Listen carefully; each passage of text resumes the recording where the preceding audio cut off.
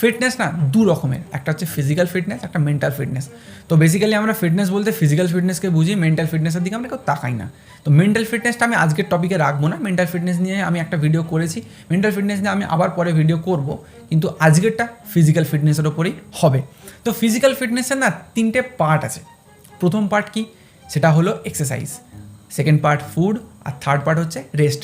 এবার বলবে কোনটা সবথেকে বেশি ইম্পর্টেন্স হোল্ড করে। আমি বলবো, বা আমার এক্সপিরিয়েন্স অনুযায়ী যদি বলি, আমি কম থেকে বেশি ইম্পর্টেন্সে তোমাদেরকে বলেছি। মানে এক্সারসাইজের ইম্পর্টেন্সটা সব থেকে কম, তারপরে ইম্পর্টেন্স হোল্ড করে ফুড, তারপরেটা হচ্ছে রেস্ট।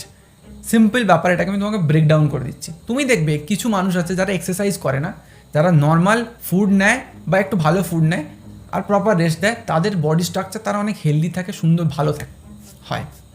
এক্সারসাইজ করে না, ভালো ফুড নেয় না, কিন্তু রাত্রির ঘুমটা পারফেক্ট হয়, তারও বডি স্ট্রাকচার ভালো থাকে। ম্যাক্সিমাম